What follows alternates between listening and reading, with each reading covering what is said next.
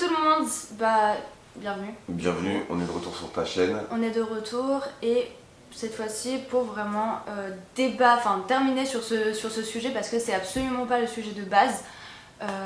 Donc on m'a accusé, Magali m'a accusé il y a quelques jours d'avoir sorti un audio de son contexte pour l'incriminer d'une culpabilité dont apparemment elle ne se sent absolument pas responsable. Moi de base c'était absolument pas mon but de sortir en fait cet audio du contexte parce que je ne pensais même pas parler de cet audio chez Bastos puisque pendant les 20 minutes de stream on a surtout parlé du harcèlement qui je trouve était un vrai combat. Malheureusement vu qu'on m'a accusé d'avoir sorti cet audio de ce contexte, et bien c'est de mon devoir tout simplement de vous expliquer où est la part de responsabilité de Magali Berda là-dedans. Donc est-ce que par rapport à tout ce qui s'est passé dans cet audio et dans cette vidéo YouTube de Bastos avec Magali Berda, tu peux nous refaire chronologiquement comment ça s'est passé? Oui bien sûr, comme ça au moins tout sera très clair. Voilà, maintenant vous allez avoir tout et au moins le sujet sera clos. Quitte à faire une sorte de reportage YouTube, autant bien le faire, je pense que c'est important. Au moins les personnes qui sont invitées sur les chaînes ne sont pas victimes par la suite de cyberharcèlement, ce qui est très grave. Et après on pourra se orienter vers le vrai sujet qui est le harcèlement et les solutions qu'on peut trouver contre le harcèlement. Enfin, et surtout qu'on arrête de me faire passer pour une menteuse. Une folle, une mythomane. Voilà, alors pour vous expliquer en grosso modo, je pense que de toute façon si vous voulez connaître mon histoire, vous pouvez la voir sur YouTube, tout le monde me connaît un peu maintenant. Juste pour vous expliquer en grande ligne, à ce moment-là, quand je rencontre Ilan, j'ai 19 ans et je sors sur le truc de 3 ans de violence conjugale et de violence morale, d'accord? Un homme qui est condamné. Un homme qui a été condamné, qui à l'heure actuelle n'a aucun droit de m'approcher, n'a pas le droit de rentrer en contact avec moi, bien que c'est encore le cas, il y a encore... je l'ai vu, il y a encore un mois je crois, 2 mois. Exactement. Et pourtant dites-vous que ça fait 7 ans que je ne suis plus en contact avec cette personne, 7 ans après il continue son harcèlement moral. Mais bon, pour vous expliquer, à ce moment-là, donc j'ai 19 ans, je sors donc, comme je vous l'ai dit, de 3 ans de violence conjugale et violence morale. On va dire que mon seuil de tolérance, malheureusement, a atteint son paroxysme. Tu es plus haut que la moyenne. J'arrive à cautionner. Tu peux tolérer des choses que moi je pourrais pas tolérer, clairement. Malheureusement, après c'est vraiment propre à chacun, chacun réagit comme il l'entend après ce genre de choc émotionnel. Moi malheureusement, on va dire que ma tolérance c'est de me dire bon, tant que je ne suis pas violentée, merci mon Dieu. Allez, vas-y, faisons tout chronologiquement. Donc, t'as 19 ans, on est en 2019. On est en 2019, donc je rencontre Ilan au mois de décembre 2018. On échange jusqu'à à peu près janvier 2019. On se rencontre, on se revoit du coup à ce moment-là. Il dort à la maison, donc à l'époque je vivais en colocation avec donc une colocataire, mon ancien meilleur ami qui était à l'époque âgé de 38 ans, Abel, si tu passes par là, bisous. Donc je me sentais en sécurité. Pourquoi? Parce que je vivais avec Abel, donc qui était un homme de 38 ans, je me suis dit bon je suis jamais seule. Et puis je me sentais tout simplement que Ilan dorme à la maison, je me sentais à ce moment-là en sécurité. C'est vrai qu'il faisait pas mal d'allusions coquines, j'ai été assez claire avec lui en lui disant que je n'étais émotionnellement et physiquement pas prête à m'engager dans une relation, parce que je me réparais déjà moi à ce moment-là. Sauf que le 7 janvier 2019, c'est une période hyper compliquée, je vais vous mettre tous les screens, mais pour vous expliquer, moi la veille de ce 7 janvier 2019, j'ai eu des nouvelles encore une fois de mon ex qui me frappait. Donc pour vous remettre dans le contexte psychologiquement à quel degré j'étais pas très bien à ce moment-là. Du coup, le 7 janvier 2019, Ilan pareil dort à mon domicile, c'est un matin où je suis censée partir à Miami pour la 3e fois, c'est un billet que je rate volontairement, je n'avais pas envie de partir. Ce matin-là, Ilan me fait encore une fois comprendre qu'il avait envie d'avoir un rapport sexuel avec moi, auquel cas je refuse encore, donc il me remet vers lui pour me faire comprendre son excitation, je refuse, et il se masturbe dans le lit à côté de moi. À la suite, je ne peux tout simplement pas le dégager de mon domicile parce qu'en fait, il est en train de voir avec la productrice pour partir sur mon tournage avec moi. Donc je me retrouve en fait à partir à Miami avec Ilan, là où c'était absolument pas prévu puisqu'il devait même pas partir. Je me retrouve avec Ilan, à ce moment-là, je me rends pas tout à fait compte que c'est une agression sexuelle. De toute façon, je vous mets les captures d'écran avec mon meilleur ami juste ici. Vous verrez voilà, que j'avais tout simplement envie d'arrêter de lui parler en fait et que je trouvais ça juste dégueulasse. Ouais, tu voulais juste passer à autre chose. Je voulais juste passer à autre chose, c'était juste voilà, je me suis dit c'est un gros dégueulasse, comment tu peux te masturber dans le lit à côté d'une meuf? Mais dans ta tête c'était pas de l'agression sexuelle? Bah non, puisque moi avec tout ce que j'ai vécu, je me suis dit oui, déjà que j'ai passé 2 ans de ma vie. C'est juste un porc. Ouais, c'est juste un porc. Ok. Et surtout j'étais très mal à l'aise. on va dire. Ok. J'étais surtout assez mal à l'aise. On part à Miami. À Miami, il y a pas mal de tensions. Pareil, je vous remets des captures comme quoi j'ai pas dormi avec Ilan à Miami. J'ai dormi avec, à l'époque, mon ami Ben. Donc j'ai retrouvé les captures d'écran. Malheureusement, vous allez voir les horaires, elles sont un peu confuses parce que c'était à Miami, donc il n'y a pas le même fuseau horaire. Donc vous allez penser que c'est le fuseau horaire de France. Mais voilà, en gros, c'était un soir où j'ai rejoint mon ami pour dormir à l'hôtel parce que je ne voulais pas dormir avec Ilan, bien que Ilan a dit à maintes et maintes reprises que nous sommes allés en vacances ensemble. Bref. De là, je rentre à Miami, donc 3 jours plus tard. Chacun suit son cours. Moi, je n'ai pas spécialement d'animosité avec lui. Je n'ai juste pas envie de lui reparler. Et on se revoit en fait un mois plus tard parce qu'il voulait avoir une conversation. Donc on se revoit Donc le tu 7 le février. revois un mois plus tard alors qu'il s'est passé tout ça. Ouais. D'accord, ok. On se revoit donc un mois plus tard pour aller boire un café, donc le 7 février 2019. Là, je vous partage un audio de ce qui s'est passé, qui m'a encore une fois confirmé que je n'avais tout simplement rien à faire avec ce genre d'individu. C'était une phrase pour vous peut-être bateau, mais en gros j'avais juste demandé un café et il m'a demandé de lui sucer la bite en échange. Bref, ça pourrait totalement le faire rire, ça m'a pas fait rire. Voilà, du coup je vous mets l'audio en question où je témoigne de ce qui s'était passé le 7 février 2019. Je te jure la vérité, j'ai la flemme de me prendre la tête aujourd'hui, mais laisse tomber. En plus, j'ai encore Nikki Cosmétique, on a Joyce. Non, franchement, j'ai entre les placements de produits, la fatigue et tout, j'ai la flemme de me prendre la tête avec elle. J'ai trop la flemme. Sur tes côtes, Ah ouais, faut que je vous raconte de ouf avec Ilan. Vous savez quoi? Hier, je l'ai vu. Tu sais, il m'a sorti quoi? Je lui ai dit, ouais, tu peux juste aller demander au serveur de me ramener un café au lait. Tu sais ce qu'il m'a sorti? Ok, mais si tu me suces la queue. J'étais choquée. Du coup, bah, je l'ai bloqué. Pas très, très drôle, quoi. Genre, j'étais pas bien, j'étais mal à l'aise. Genre, au début, genre, j'ai bugué. Après, il m'a dit, non, mais je rigole. J'ai fait, mais c'est pas très, très drôle, quoi. Genre, la veille, il y a un gars, il me monte sa queue. Le soir, et le lendemain, c'est genre café au lait, versus un suçage de bite. J'étais pas prête. Quelques semaines plus tard, on part du coup sur le tournage de Moundir, donc je suis partie du 12 mars 2019 au 4 avril 2019. Lors de ce tournage, il me décrit comme étant son ex. Là, je commence à être très offusquée parce que je me rends compte qu'en fait, pour du buzz, il est prêt à m'inventer un rapport sexuel qui n'a jamais eu lieu et surtout en plus, en vue de ce qui s'était passé, je trouvais ça extrêmement déplacé. En gros, c'est ça qui, dans ta tête, te fait un peu vriller. Qu'ils disent de toi que t'es une ex, et en fait, jusque-là, tu voulais juste l'oublier. Ouais. Et en fait, là, ça t'énerve. Il y a un truc Là, qui se passe. Là, il y a un truc qui se passe dans ma tête Ok. en me disant, mais en fait, de quel droit Il peut dire ça de vous. Ouais, alors que, bon, j'ai déjà été, je trouve, Ok. gentille. Non, mais ok, En là, ça c'est clair. Donc, Donc je me suis trouvée assez gentille de ne pas avoir fait maintes et maintes problèmes. J'ai juste gardé ça pour moi et passons. Sauf que durant le tournage de Moundir, eh ben, je prends conscience de l'harcèlement moral. Moi par exemple, il me met une pression pour sortir avec lui au bout de 24 heures. De toute façon, c'est quelque chose qui a été diffusé dans les épisodes, donc c'est libre d'accès. Et surtout de l'harcèlement moral et sexuel qu'il a envers Cynthia Khalifa. Qui est une autre candidate, de télé-réalité. Qui est dans votre aventure en même temps. Voilà, et qui était à ce moment-là de base sa copine qui l'a quitté le jour même. D'accord. Donc pareil, il lui dit qu'il va poster des vidéos d'elle à la sortie de Moundir, donc des vidéos volées à son insu privées. La menace de revenge porn. Ok, d'accord. Littéralement. Cynthia est extrêmement triste. D'ailleurs, si vous avez regardé la saison 4 de Moundir, vous pourrez comprendre peut-être à travers me dire pourquoi Cynthia était aussi malheureuse sur ce tournage et pourquoi sa personnalité n'a pas pu briller. C'est juste qu'elle était extrêmement mal et surtout qu'elle n'avait l'impression, je la comprends, qu'il n'y avait aucun soutien autour, aussi bien de la part des candidats qu'aussi bien de la production. Un jour, Cynthia arrive, donc vous savez, à un moment donné, en fait, le tournage s'est divisé en deux, donc il y a eu la plage à dernière chance et l'autre plage.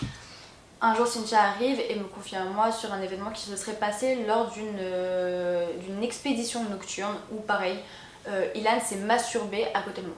Et là, à côté d'elle, pardon. Et là, tilt. Je me rends compte qu'en fait, peut-être que si moi, à ce moment-là, ça m'avait pas choqué, en fait, c'est très grave. C'est très grave. En fait, c'est au moment où Cynthia te raconte ce qu'il a fait que tu réalises pour toi que c'était une agression sexuelle. Bah ouais. Okay. En fait, là, je me rends compte que c'est pas normal et surtout que si mon seuil de tolérance n'est pas le seuil de tolérance des autres. Ouais, à un moment donné, tu peux pas... En fait, t'as vu dans la détresse de Cynthia... tu peux pas te la jouer égoïste en te disant genre...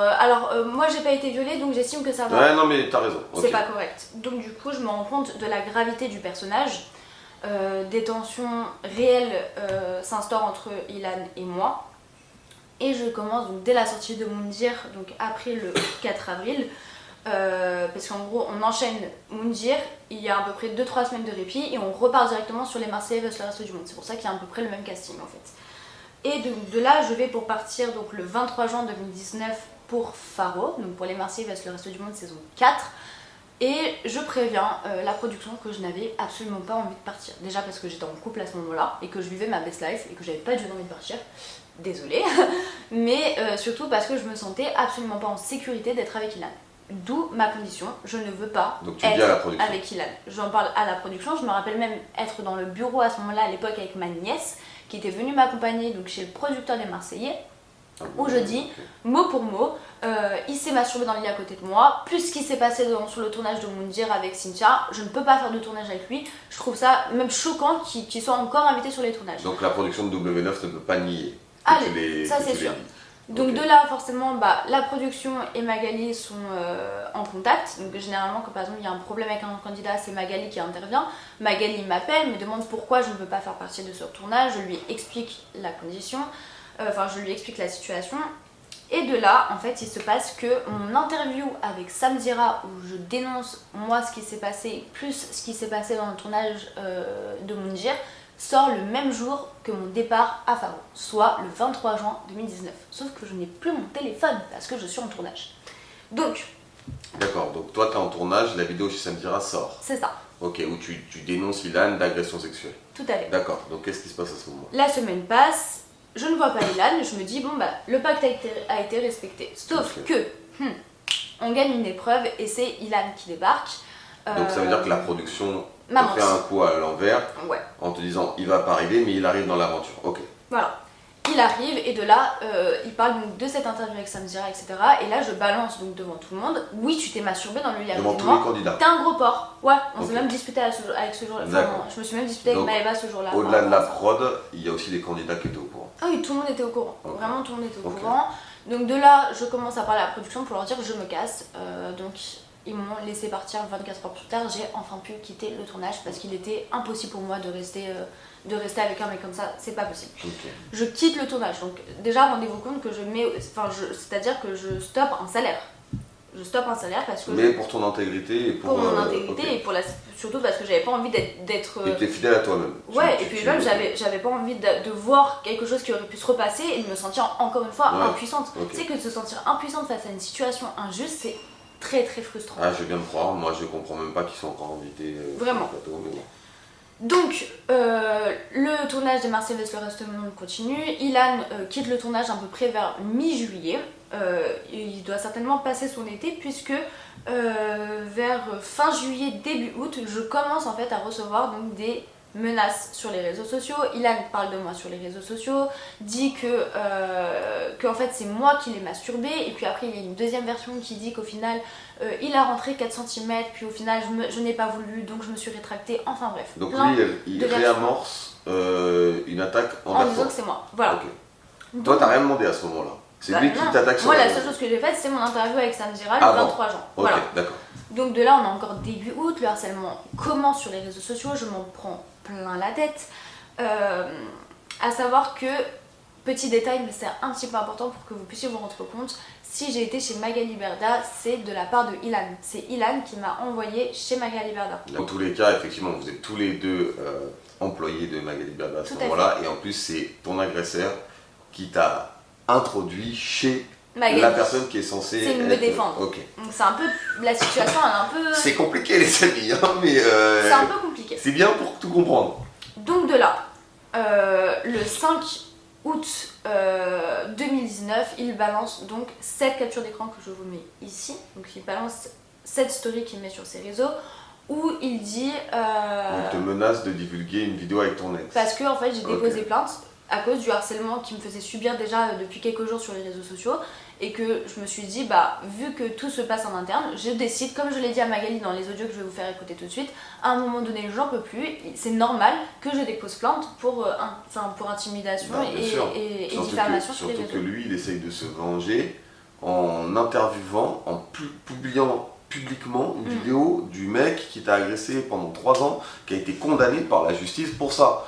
Vous vous rendez un peu compte du vice du personnage. Sachant que j'avais 15 ans au moment où j'ai rencontré ce monsieur, donc j'avais 19 ans 2015. Donc de là, quelques jours avant, le 5 août, j'avais effectivement été au commissariat pour diffamation et atteinte à ma vie privée. Sachant qu'en plus il parlait d'une affaire en cours, donc c'était extrêmement important vu que même s'il a été condamné, il y avait quand même les cours d'assises qui devaient être saisies. Donc là en août, tu portes plainte contre lui. C'est ça. Okay. En août, je dépose plainte pour diffamation et atteinte à ma vie privée. Le 5 août, il poste donc cette story. Et c'est là où je demande à Magali d'intervenir. Magali instaure un pacte. Je suis désolée de t'embêter avec ces choses de bon matin. Voilà, comme quoi je ne t'ai pas menti et alors qu'il est, c'est très grave. C'est très très grave. Je te parle d'un mec qui est parti vivre en Israël parce qu'il sait que si on me rapproche ici, il va en prison. De balancer une interview de ce mec-là, c'est hyper grave. On parle de viol, on parle de violence conjugale, on parle de choses horribles qui se sont passées. En fait, t'as déposé plainte contre lui, c'est pour ça qu'il fait ça. Il a marqué dessus qu'elle t'a déposé. Parce que hier, j'ai dit que maintenant, tous les comptes qui allaient balancer des fausses conversations, des fausses choses, je porterai plainte contre.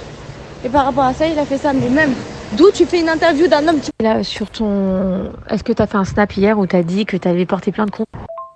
Regarde, on va faire un pacte, toi. Que j'allais ou que j'avais, je sais plus. En gros, je disais dans mon snap, que ce soit pour Ilan ou les faux comptes qui s'amusaient à ces montages, parce que quoi qu'il arrive, à partir du moment où j'ai porté plainte pour Ilan, parce que j'en ai même pas divulgué le fait, mais à partir du moment où j'ai porté plainte contre Ilan, j'ai également porté plainte contre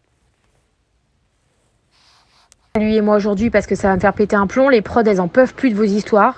Je lui fais supprimer son texte. Je lui demande d'arrêter de parler de toi. Je le dis, même si tu as raison, Nat, il n'y a pas de souci, je suis d'accord avec toi, il ne doit pas faire ça, je viens de le défoncer. Sauf que hier, tu n'aurais pas dû parler de lui parce que... Bon bref, voilà ce qu'on va faire. Tu ne parles plus d'Ilan, tu ne prononces plus son nom. Je vais appeler plus qu'il parle de toi en public. Je ne veux plus que tu parles de lui en public. Terminé, basta. Est-ce qu'on est d'accord là-dessus? S'il te plaît, ne prononce plus son prénom. Et lui, je vais lui faire supprimer tout de suite ce qu'il a écrit et ne prononcera plus ton prénom. Et je vais lui demander de ne pas faire d'interview de ce mec-là, de je sais pas quoi. C'est hors de question. Donc, et si tu vois quelque chose un jour qui parle de toi, tu me l'envoies. Je le gère moi, mais tu ne réponds plus sur tes réseaux à Ilan. Ok chérie, super. Il a supprimé. Il vient de m'écrire, il a supprimé. Est-ce que tu peux supprimer aussi ton snap où tu prononces son prénom? S'il te plaît, je vais t'envoyer lequel. Mais lui, il a supprimé, tu peux aller vérifier, c'est bon. Et je lui ai dit pareil, exactement comme toi. Si jamais il parle de toi, tu ne fais rien, mais tu me l'envoies. Comme ça, moi, je vais l'engueuler et je vais faire ce qu'il faut. Donc là, je vais m'en mêler. Et voilà, maintenant, on va se calmer, c'est important pour ton image, chérie. Donc Magali règle les histoires en interne. En interne, en nous demandant et l'un et l'autre de ne plus parler de l'un ou de l'autre. Okay. Sauf que, à ce moment-là, donc dans ma tête, une gamine de 19 ans qui avait absolument plus envie de ressasser tout un passé que je me suis vraiment démenée déjà pour m'en séparer. Et Dieu m'en soit témoin, c'est assez compliqué déjà comme ça de se reconstruire. Donc j'avais absolument pas envie de voir la tête de mon ex partout sur les réseaux. Donc du coup, il y a ce pacte qui a eu lieu. Moi, à ce moment-là, ça m'allait. Sauf qu'aujourd'hui, j'ai 23 ans. Donc 4 ans après tous ces événements, je me rends compte en fait que c'est absolument pas comme ça que ça aurait dû être géré. C'est pourquoi aujourd'hui, c'est peut-être à l'époque, je voyais Magali très bienveillante et je ne retire pas ses qualités à Magali, je ne doute pas de sa sincérité, je ne dis pas qu'elle n'a pas voulu être là pour moi. Ce que je dis, c'est qu'à un moment donné, vous ne pouvez pas créer un tribunal des réseaux sociaux. Ce n'est pas le cas. Il n'y a pas un tribunal de télé-réalité. On n'est pas dans un film, ça ne marche pas comme ça. Quand il y a des faits qui sont condamnés par la justice, il faut aider les personnes qui les dénoncent en les accompagnant, en les incitant, en tout cas en les aidant à communiquer là-dessus, à parler là-dessus, et non pas en leur disant bon, vous ça me saoule, c'est pas bon pour les marques, toi tais-toi, et ça va très bien le faire. Parce que la preuve, ça n'a pas fonctionné. En fait, ce que tu as toujours reproché à Magali là-dedans, c'est juste de ne pas t'avoir épaulé pour aller porter plainte contre Ilan à ce moment-là quand tu as dénoncé que tu avais été agressée sexuellement. Bah ouais, en fait j'avais l'impression dans ma tête que j'étais la seule, c'est pour ça qu'on voit dans les audios et qu'on l'entend que je suis assez choquée en fait, parce que je me dis mais là ce qui se passe c'est grave, on parle pas juste de ah il m'a trompé sur les réseaux, ah en fait on l'a vu hier au resto, on parle quand même d'une agression sexuelle. Ça fait quand même 2 fois dans ma tête en tout cas à ce moment-là que ça arrive, donc c'était assez compliqué. Mardi 12 septembre 2019 au soir, donc à peu près 1 mois et demi après le pacte, Ilan réessaye de me recontacter via Snapchat. Là, mon cerveau, il tourne. Je me dis, mais attends. Le 12 septembre 2019. Totalement. Donc lui, il t'ajoute sur Snapchat. Ouais. D'accord. Donc là, vous comprendrez pourquoi je parle absolument de Snap. Pourquoi? Dans les audios, encore une fois, avec Magali Berda, que tu as montré et qu'elle a montré par la suite. Voilà. Pourquoi je parle de Snapchat? Parce que j'estime, en tout cas, peut-être que j'arrivais pas à l'exprimer quand j'avais 19 ans, aujourd'hui je vais essayer de mieux le formuler. J'estime que, comme j'ai dit dans ma note vocale, j'ai assez mis d'eau dans mon vin. Oui. Vraiment. Et à un moment donné, il m'a agressé, j'ai rien dit. Il m'a fait de l'intimidation et harcèlement sur les réseaux. Je vous passe les détails de à quel degré j'étais en dépression à ce moment-là. D'ailleurs, j'ai retrouvé des vidéos où j'étais littéralement en larmes que je vais vous mettre par la suite. Donc j'étais vraiment au plus mal. Je me suis dit, mais à un moment donné, jusqu'à où ça va, jusqu'à où je dois fermer ma bouche. Il me recontacte et c'est encore moi le problème. Donc il me contacte, je fais une story ce jour-là, donc au soir, où avec Abel, mon meilleur ami avec qui j'ai vu en colocation, je dis mot pour mot: tu t'es branlé dans le lit à côté de moi, c'est une agression sexuelle et tu as fait pareil avec une autre fille. Je vous dis qu'un jour ou l'autre, la roue elle tourne et que tout se sait. Je vais pas parler de nom, mais en tout cas, t'as essayé de m'ajouter sur Snap. Donc quand j'ai bien confirmé que tu t'étais branlé à côté de moi, dans mon lit, voilà, sache que je ne mens pas et que jamais ma main a touché ton vieux corps de porc qui puait parce que tu laissais affirmer que tu t'étais des caleçons traînés partout. Tu me dégoûtes au plus haut point. Et là en plus tu te remasturbes devant une autre femme. Mais est-ce que tu te rends compte que c'est une agression sexuelle, espèce de débile, espèce de des caleçons traînés partout. Tu me de débile. Tout ça pour vous dire que moi en tout cas je suis en... Donc en fait le 12 septembre sur Snapchat, tu publies une vidéo où tu dis clairement, tu redis clairement après l'interview de Samira que Ilan s'est branlé devant toi, qui s'est branlé devant une autre femme. Et donc quand Magali dit qu'elle n'est pas au courant, c'est pas possible parce que son vocal où elle te dit c'est pas beau de parler de branlette ma chérie, ça arrive juste après. Ouais, mais chérie, le problème, si tu veux, c'est que là, tu vois, tu prends tu parles de branlette, de trucs sur les réseaux. C'est pas joli pour une... Enfin, tu vois, même... En vrai, laisse-le dans sa merde. T'as pas besoin d'aller, tu vois, employer des mots comme ça sur les réseaux sociaux. Même... Enfin, là, je parle pour son image. C'est pas joli, chérie. Tu vois ce que je veux dire? Tu dois pas te rabaisser à ce truc. C'est bon, t'as parlé de ça. Maintenant, faut stopper, passer à autre chose. Montre des choses jolies sur tes réseaux, montre des choses belles. Tu vois pas tout le temps du clash avec Ilan. Les gens, ça saoule. Et en plus de ça, je te dis, les mots, tu vois, c'est pas ton image. Tu vois, t'es au-dessus de ça. Pour les marques, tu vois, les partenariats et tout, ça, c'est des trucs. C'est pas, enfin, tu vois, c'est pas. En plus, c'est pas toi, quoi. Je veux dire, t'es pas dans ce délire-là, toi. Totalement. De toute façon, on va tout vous mettre en termes d'image pour que vous compreniez bien chronologiquement tout ce qui s'est passé. Donc de là, Magali sort un audio complètement de ce contexte où je dis ouais mais je m'en fous de cette fille, etc. Alors à ce moment-là je ne parle absolument pas de la fille dont j'ai témoigné parce que ce n'est absolument pas ce qui est arrivé à cette jeune fille. Cette jeune fille, il s'est pas masturbé dans le lit à côté d'elle, il y a eu une vraie agression sexuelle. Malheureusement cette fille-là... Une autre agression sexuelle. Voilà, une autre agression sexuelle, excusez-moi, mais en tout cas physique, c'est-à-dire qu'il y a eu contact. Parce que là, pour remettre les choses dans son contexte, il y a eu donc 3 agressions. Il y a eu toi, il y a eu Cynthia qui n'avait pas encore parlé. Voilà, c'est ça. C'est qu'en fait, moi là où ça me mettait... Toi, tu le savais parce que tu l'avais vu sur le média, mais elle n'en avait pas parlé. Moi, j'étais là, donc j'ai participé au tournage, donc voilà. Et il y a cette 3e fille, où là, quand elle te dit, Magali Berda, dans l'audio qu'elle passe chez Bastos, où tu dis je m'en fous de cette fille, c'est avant que tu lui envoies cette capture de cette 3e fille. Tu lui parlais de Cynthia. De toute façon, je vais vous mettre l'horaire. Pour vous dire, je n'ai parlé que de la 3e fille, parce que j'avais l'impression que moi, ça comptait pas. Cynthia, ça comptait pas. Donc, j'ai envoyé à 9h30, donc seulement le lendemain matin, une capture d'écran d'une fille avec qui je parlais depuis des mois, d'accord? Qui, pour le coup, il ne s'est pas masturbé à côté d'elle, donc ça n'est pas la même histoire. Donc, je vois pas comment je pourrais parler d'une fille en disant ça, vu que ce n'est pas la même histoire, et surtout qu'on n'en a jamais parlé avec Magali à ce moment-là. Donc, d'ailleurs, Cynthia, désolée si tu vas se parler quand je t'ai dit je m'en fous de cette fille, désolée, j'attendais juste. Mais que tu t'en foutais pas, c'est juste que. Non, c'est sur le coup de l'émotion. Voilà. C'était juste sur le coup de l'émotion. On a tous dit je m'en fous de ce gars, voilà, de cette meuf, juste parce qu'on est énervé. Ça ne veut pas dire qu'elle s'en foutait. C'est juste qu'elle pensait à elle. Elle s'est dit, moi, on m'a pas cru. Bah, c'est surtout que ça faisait, je vous le répète, ça faisait là quand même, ça veut dire 6 mois.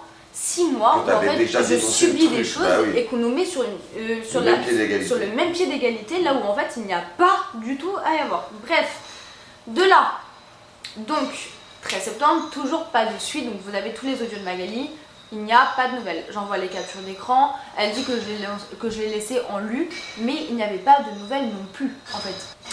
Et de là, le 2 décembre 2019, une nouvelle vidéo sort, cette fois-ci pas sur le compte de Ilan, mais sur le compte de Aquababe, que Ilan a rémunéré pour sortir cet article, puisqu'en fait c'est quasiment toute la vidéo de Ilan reprise sous les termes de Aquababe. Donc pareil, mon ex, mythomane, enquête exclusive, etc. Je vous remets cet article qui, je vous l'assure, m'a littéralement anéanti. Donc en gros, la vidéo qui t'avait dit qu'il sortirait pas avec ton ex qui t'a agressé, il la donne, il la vend, enfin on se pas, mais à Aquababe. Voilà. Donc Aquababe sort cette vidéo, et toi tu te retrouves face à ça.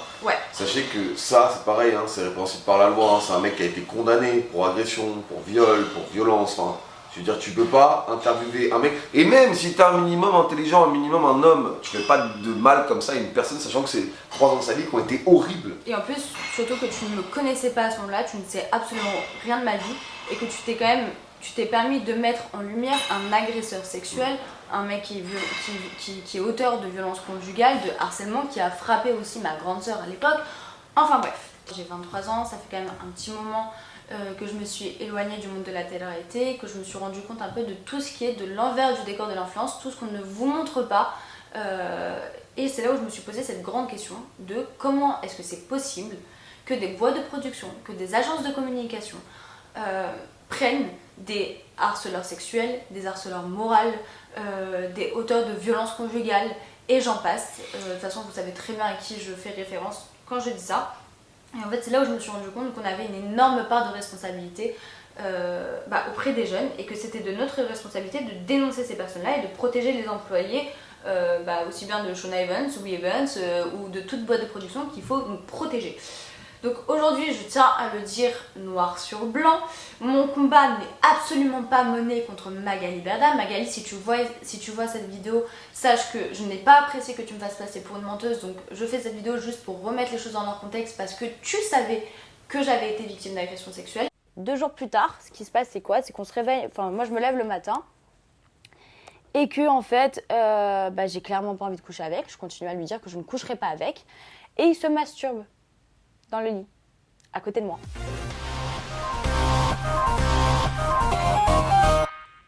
Mais tu as voulu gérer ça en interne pour protéger un business, je suis pas là pour te blâmer, tu avais peut-être tes raisons à l'époque. Tout ce que j'espère, c'est qu'aujourd'hui, si ministre des réseaux sociaux j'espère qu'il y aura juste quelqu'un qui sera plus sensible, plus à l'écoute pour apporter son aide et aider les victimes à sortir du silence. Voilà. En fait, c'est ça. Genre, pour résumer, tout le monde savait. Tout le monde savait. Il y a eu une omerta qu'on a essayé de faire taire.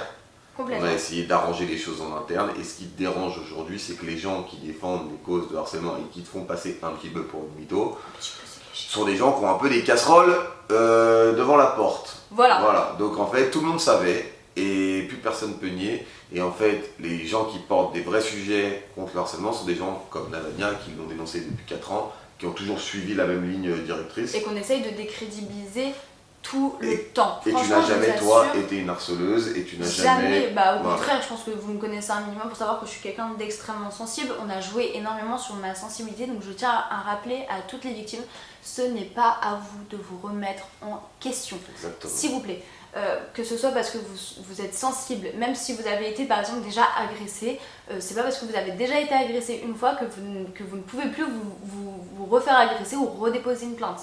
Malheureusement, on vit dans un monde compliqué, le harcèlement de rue c'est quelque chose qui est extrêmement fréquent, le harcèlement moral d'autant plus, et j'en passe. Donc aujourd'hui, la seule chose que je veux, c'est qu'on mette des problèmes, enfin il faut savoir reconnaître des problèmes quand il y en a un, il faut savoir aussi saisir la justice quand c'est nécessaire, et arrêter de tout régler dans une sorte de microcosme, et surtout de faire passer les victimes pour des menteuses, des folles, et j'en passe. Parce que vous pouvez... toujours pour les femmes en télé, généralement. Complètement.